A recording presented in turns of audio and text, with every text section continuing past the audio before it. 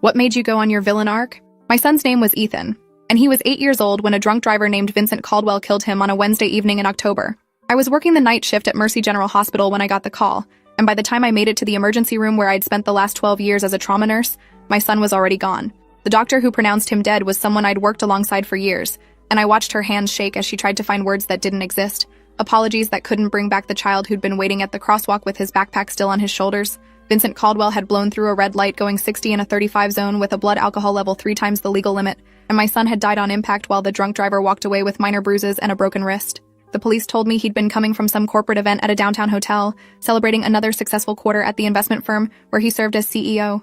They said it apologetically, like his wealth and position were somehow relevant to the fact that he'd murdered my child, and I suppose in retrospect they were preparing me for what came next. The arraignment happened 3 weeks after Ethan's funeral, and I sat in that courtroom watching Vincent Caldwell stand beside his lawyers in a perfectly tailored suit that probably cost more than I made in 2 months. He was 46 years old, handsome in that polished executive way, with silver at his temples and the kind of confident posture that comes from never facing real consequences in your entire life. His attorney was a man named Buchanan who specialized in defending wealthy clients against DUI charges, and I watched him work the courtroom like a performance artist, explaining how his client was a pillar of the community who'd made a terrible mistake after having just one drink too many at a charity fundraiser. He painted my son's death as a tragic accident rather than a predictable result of Vincent's choice to drive drunk, and when the judge set bail at $200,000, Vincent's wife had a check ready before the hearing even ended.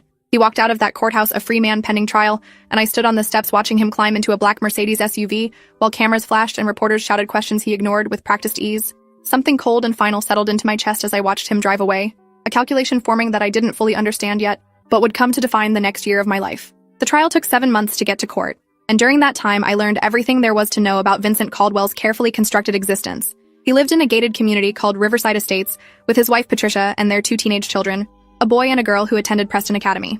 His investment firm managed portfolios worth hundreds of millions, and his social media presence was carefully curated images of charity galas and success. I went to every pretrial hearing and watched his defense team systematically dismantle the prosecution's case with motions and technicalities, challenging the blood alcohol test timing and suggesting my son had somehow darted into traffic despite 3 witnesses who swore Ethan had been standing still.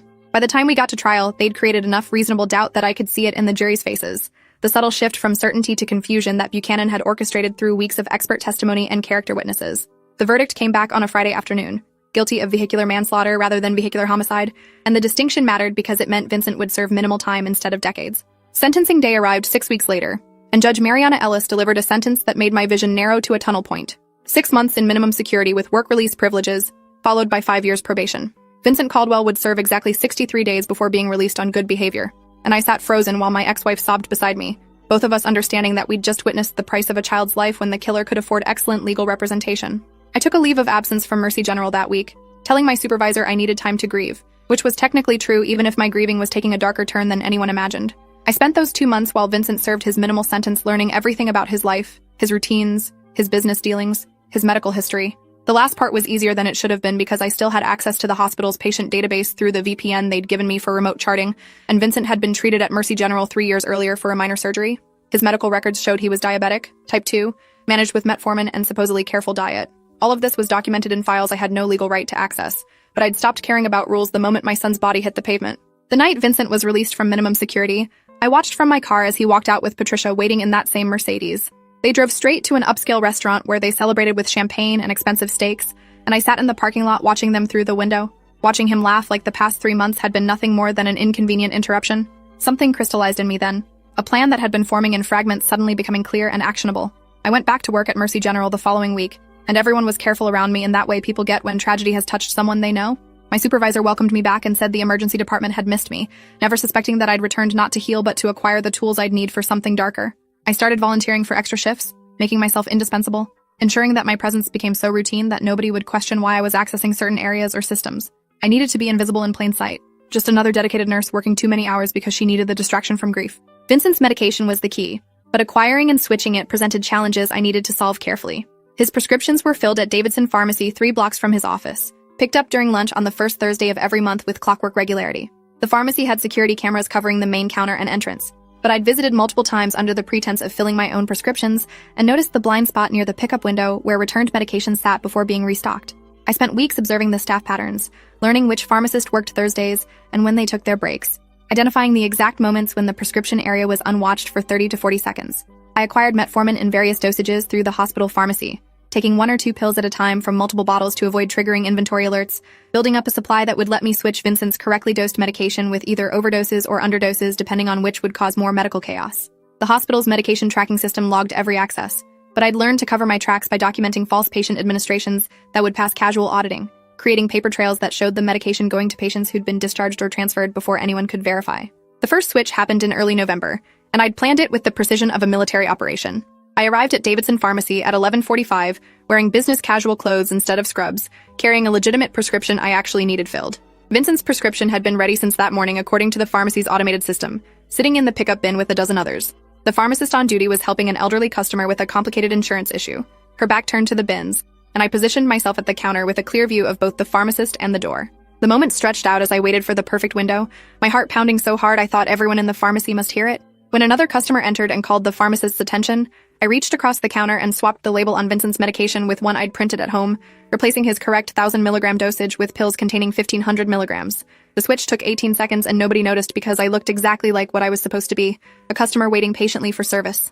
I left with my antibiotics and watched from my car as Vincent arrived exactly on schedule 30 minutes later, walking into the pharmacy and emerging 5 minutes later with a white bag containing medication that would begin his destruction. The first signs appeared within 2 weeks when Vincent came into Mercy General's emergency room late on a Saturday night with extreme fatigue and muscle weakness he couldn't explain. I wasn't working that shift, but I accessed his chart remotely through the hospital VPN, reading the attending's notes about wildly unstable blood sugar, despite the patient's insistence he'd been taking his medication correctly. They kept him overnight and adjusted his treatment protocol, never suspecting the medication itself was the problem. I felt satisfaction so intense it was almost physical, watching the plan work exactly as I'd calculated. But I also felt the first stirrings of genuine fear because I'd crossed a line that couldn't be uncrossed, and if anyone ever made the connection between Vincent's medical crisis and my access to his records, everything would unravel. I started taking precautions I should have implemented from the beginning, using a secondary laptop with a VPN that routed through multiple servers to access his records, never logging in from my home IP address, always clearing my browser history and cache. I created a false schedule in my head of when I'd supposedly been sleeping, or at the gym during times I was actually surveillance Vincent, building alibis for moments that might later become important. The second medication switch happened in December, but this time I nearly got caught. The pharmacist was more attentive than usual, her eyes sweeping the counter area frequently, and I'd almost aborted the attempt twice before finding a window that felt safe enough. I made the switch in 12 seconds this time, my hands steady despite my racing heart, but as I turned away, I saw the security camera's angle and realized it might have captured my hand reaching across the counter. I walked out of the pharmacy, forcing myself to move normally, got in my car, and drove 3 blocks before pulling over to vomit in a gas station bathroom. The paranoia hit me then in full force, the realization that I'd been reckless and left evidence that could destroy me. I spent the next week expecting police to show up at my door or hospital security to pull me aside for questioning, but nothing happened.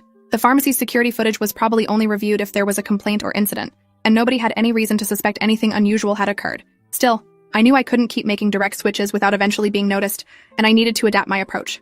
Vincent's medical decline accelerated through December and January, as the medication I'd switched continued poisoning him slowly. He was admitted to Mercy General 3 more times with symptoms his doctors struggled to explain, each visit documenting new complications that suggested his diabetes was completely out of control. I'd started monitoring his medical records obsessively, logging in through secure VPN connections at random times to avoid creating suspicious patterns. But in late January, something in his chart made my blood run cold. A new specialist, Dr. Reeves, had been brought in to consult, and she'd ordered independent testing of Vincent's medications to verify their composition and dosage. I read her notes 3 times, my hands shaking, understanding that if they found evidence of tampering, the investigation would trace back through the pharmacy's records and security footage. I was looking at potential murder charges and the end of everything I'd worked for, but I couldn't undo what I'd already done. I made the decision to stop the medication switches immediately, to let Vincent's body recover enough that the toxicology investigation wouldn't find active poisoning, and to shift to methods that wouldn't leave physical evidence in pill form. Dr. Reeves's results came back showing inconsistent dosages in Vincent's medication, which she attributed to manufacturing error rather than tampering. She reported it to the FDA and switched Vincent to different medications from a different pharmacy, and I felt relief so intense I actually cried in my car reading her notes. I'd gotten away with it by pure luck, saved by a doctor's assumption that pharmaceutical companies make mistakes rather than suspecting deliberate poisoning. But my direct access to Vincent's medications was gone, and I needed a completely different approach to finish what I'd started. The answer came from an unexpected source, a conversation I overheard between 2 infectious disease doctors discussing antibiotic-resistant bacteria. Mercy General's infectious disease ward had multiple strains of MRSA and other superbugs, and with my access to that area, acquiring a sample would be straightforward if I was extraordinarily careful. The plan that formed was elegant in its simplicity. I would culture aggressive bacteria from patient samples, then introduce them into Vincent's environment in ways that would cause infections difficult to treat. The beauty was that it would look like random bad luck rather than deliberate harm. I spent 3 weeks preparing the bacterial culture, growing particularly aggressive strains of MRSA in a small incubator I'd purchased online and kept hidden in my apartment. The process required careful temperature control and sterile technique, skills I'd learned during nursing school and refined over years of clinical practice. I wore gloves constantly while handling the cultures, paranoid about contaminating myself or leaving trace evidence that could be found later. The bacteria grew beautifully, multiplying in the culture medium until I had enough to create multiple infection vectors. I transferred the culture to a small spray bottle designed to look like hand sanitizer, something innocuous I could carry without raising questions. Vincent had started attending physical therapy at a clinic that shared a parking structure with a medical building, and his routine was predictable because wealthy men loved their schedules. He always parked in the same section near the elevators, arriving at precisely 1:30 for his Monday and Thursday appointments. I'd surveilled the location for 2 weeks, timing the gaps in foot traffic, identifying the moments when the parking structure was temporarily empty. The day I contaminated Vincent's car was a Thursday in late May, and I arrived 40 minutes before his scheduled therapy session. His Mercedes was already there in his preferred spot, and I parked several spaces away with a clear view of his vehicle and the security camera mounted on a pillar 15 feet away. The camera's angle covered the driving lanes but not the parking spaces themselves, a gap in coverage I'd verified by walking the structure multiple times. I waited until a group of medical residents passed by heading to their cars, then moved quickly during the gap in traffic. The bacterial solution went onto his door handle in 3 seconds, coating the surface where his hands would touch it multiple times. I was back in my car 20 seconds later, my heart pounding but my hands steady, watching the area for any sign that someone had noticed. Nobody emerged, no security guards came running, and I drove away knowing I'd just introduced a potentially lethal infection vector that would look like nothing more than environmental contamination. The bacteria would survive on the metal surface for hours, more than enough time for Vincent to touch it and introduce the pathogens through any microscopic breaks in his skin. Vincent developed a severe MRSA infection within 10 days, starting as a small cut on his hand that rapidly spread into a serious medical crisis. He was admitted to Mercy General's infectious disease ward, and I volunteered to take extra shifts in that area specifically so I could monitor his condition while maintaining my cover as a dedicated nurse. His doctors identified the infection and started aggressive antibiotic treatment, but his weakened immune system from months of previous medical problems made recovery difficult. I read his charts during my breaks, careful to access them only when I had legitimate reasons to be in the system, documenting my own patient's care while Vincent's file happened to be open in an adjacent window. The infection stabilized after 2 weeks but left permanent nerve damage in his hand, and I watched him leave the hospital in late June looking like a shadow of the man who'd walked out of minimum security prison 7 months earlier. But I still wasn't finished because the debt hadn't been paid in full, not while he still had his business and his marriage and his comfortable life mostly intact. I shifted strategies completely in July, abandoning direct medical intervention in favor of destroying Vincent's professional life through methods that couldn't be traced back to me. His investment firm had been struggling during his extended medical absence, and I created multiple anonymous online personas to accelerate that decline. I wrote detailed negative reviews on business rating sites, carefully crafted to sound like legitimate clients expressing concern about the firm's stability and Vincent's ability to lead. I posted questions in financial forums about whether investors should be worried about their money, seeding doubts that would spread organically. I sent anonymous emails to the firm's largest clients suggesting they might want to review their portfolios given the CEO's ongoing health crisis. Each action was small and untraceable, but cumulatively they created a narrative of instability that began driving clients away.